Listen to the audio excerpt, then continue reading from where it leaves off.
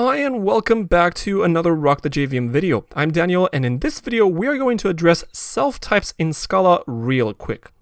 Now, self-types are a pretty strange piece of Scala syntax and functionality, and many Scala developers go on writing code for months without any encounter with self-types and then get baffled by the structure when they need to dig into some library code. So I'm going to address two very different angles to self-types. First of all, what the structure actually means, and what you do when you want to enforce that a trait must be mixed into a type that you're defining. And I will start with the second bullet, and then I'll get back to number one into a hopefully logical progression. Cool, so here I am in my IntelliJ development environment where I've created an object to which I can then attach a main method if you want to test anything for yourself. But I'm going to cut it because I'm going to merely explain things. So here's the scenario that I want you to imagine. Let's say you have two separate type hierarchies. I'm going to define a trait that I'm going to call person. And this person trait has a method, has allergies too. And this person can have allergies towards a thing that can be edible by a person. So I'm going to define a trait called edible, and I'm going to leave it blank. Then I have a trait person, which has a method def, has allergies to a thing, which is of type edible. Then this person can have multiple child traits or child types. So let's say I have a trait called child, which extends person, and a trait called adult, which extends person as well. So let's consider this the hierarchy number one. The hierarchy of the type person. Let's define another hierarchy, which I'm going to call a diet hierarchy. So I'm going to define a trait called diet, and this diet trait has a method def eat or can eat. And this also has a thing which is of type edible. And let's assume this returns a boolean, and let's assume this also returns a boolean. Cool. Now, this diet trait may have multiple child traits. So let's say we have a trait called carnivore, which extends diet, and a trait called vegetarian, which extends diet. Cool, so we have two very different type hierarchies that have no conceptual connection to one another. Now, let's assume you have the following fundamental problem. You want the diet objects to be applicable to persons only. So must be applicable to persons only. What do I mean by that? If you define a concrete class and if you mix in the diet trait or any of its children, then you must also mix in the person trait or one of its children. Let me give an example. If you have a class called vegetarian athlete, you want to extend vegetarian with person, perhaps an adult. And then you would need to implement the eat method and the has allergies to method. But you want this to be enforced at compile time. Meaning that if you extend vegetarian, that is a diet trait, without extending a person trait, then the code should not compile. Now, this problem with the vegetarian athlete that I've described over here might seem a little contrived, but this is often an issue when you want to design library APIs. You often come across two different hierarchies, two different class hierarchies that need to interact with each other, but they don't need to have a relationship, a subtype relationship between each other, so the person and the diet hierarchies. However, their logic depends on one another. For example, in the trait diet, the implementation of eat might be dependent on a person's has allergies to method, but you don't have access to the person type. And so how do you establish the relationship between these two hierarchies without necessarily adding subtype relationship, which is an option number one that junior library APIs developers can choose. So this is option number one. Enforce a subtype relationship. For example, you could say that trait diet extends person. So if you say trait diet extends person, then you would have access to the person's has allergies to method. So you could implement the trait eat as follows. If this has allergies to the thing, then I should probably not eat that. And maybe I should return false. Else, maybe I should return something else that depends on the diet. Let's say we want to return 42 bigger than 10. So this is one of the ways in which the trait diet can have access to the logic inside the trait person by extending it directly. So I'm going to copy all of this code and I'm going to comment this out in option number 1. So I'm going to comment this out and put them over here. So this is option number 1, in which the trait diet actually extends person, and then you can have access to the methods inside person, or perhaps the person's weight or height or age or anything that you might find necessary to implement the methods in the diet. So you have access to the logic in the person class. Now I'm going to remove this. And that is because option number 1 doesn't make too much sense. If you want to have access to the person class or the person trait's logic inside the diet trait, enforcing a subtype relationship doesn't actually make any sense, because why should a diet extend person? Now think about it. It doesn't really make sense. So this is an easy and very lazy way of accessing a person's logic inside another type hierarchy. So that was option number 1. I'm going to add an option number 2 to add a type argument. Option 2 with a type argument would say something like the trait diet is applicable to a type T, which is extending person.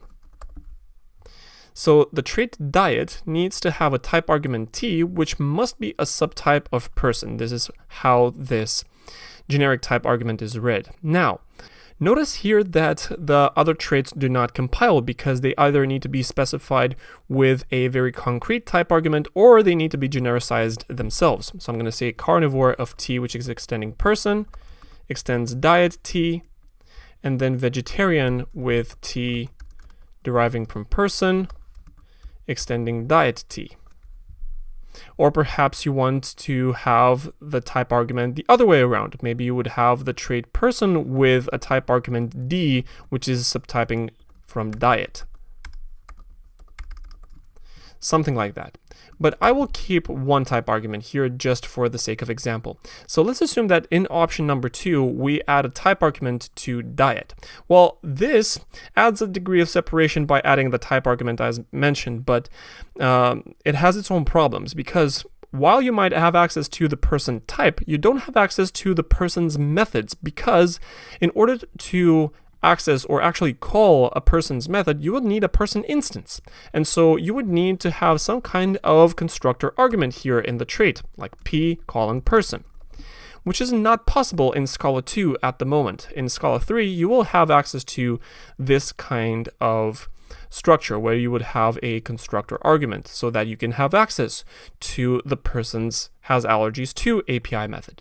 Not to mention that you would get into a whole range of problems if you decide to make this type T with either covariance or contravariance. So for example, if you add a plus modifier to this generic type T, then you would have to ask a whole slew of other problems. For example, is a vegetarian diet for an adult also applicable to a child, or to a teenager, or to some other kind of person? Which implementations can I reuse for each types? So this approach causes more problems than it solves. So I'm going to add this over here and I'm going to comment it out.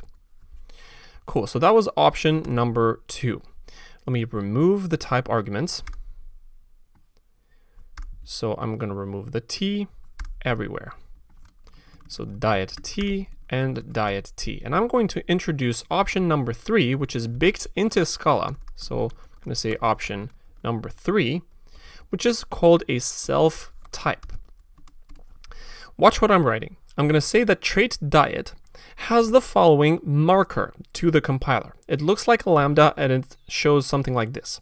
Self of type person, arrow. Now this is called a self-type. That is because often we use the name self over here, but you can use any other name. You can even use this for reasons I'm going to explain shortly. So this is called a self-type. It looks like a lambda structure, but it has a completely different meaning. When you see something like this in a class or a trait definition, you would read as follows. Whoever extends diet must also extend person. By extend, meaning also mix in the trait person.